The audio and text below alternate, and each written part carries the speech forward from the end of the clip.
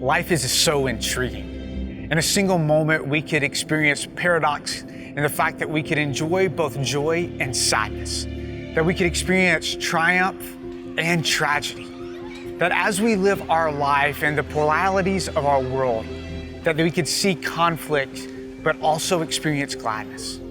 It's in this platform of paradoxes that God chooses to pursue our hearts and to pursue the hearts of others around us.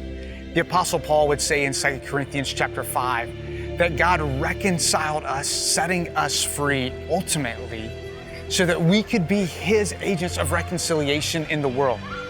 That as we are His agents of good news in every community and every circle we walk in, that the world around us would be flavored by His love in us.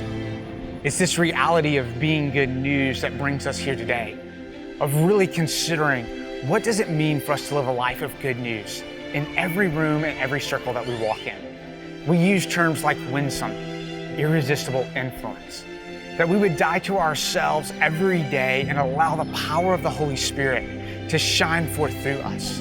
That when we walk into a room, every life is picked up and lifted up by the impact of our presence.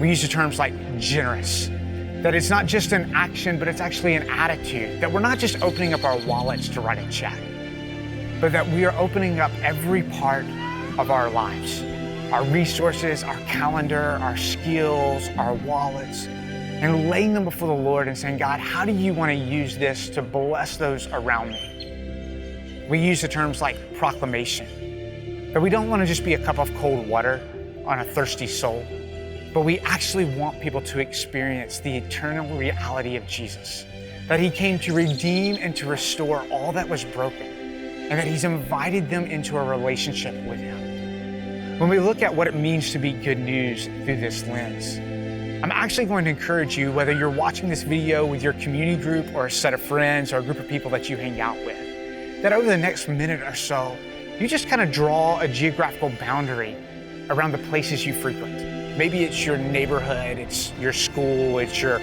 office complex, maybe it's a coffee shop. And I want you to think about the people that you interact with on a regular basis there, whether it's a barista, a coworker, a receptionist. And I want you to ask the question, God, would you be willing to allow me to see the world in which they live, the paradoxes that they struggle with, the perplexities in which they wrestle, and that God would give you an awareness to see not just what they live, but also what He's doing in their life.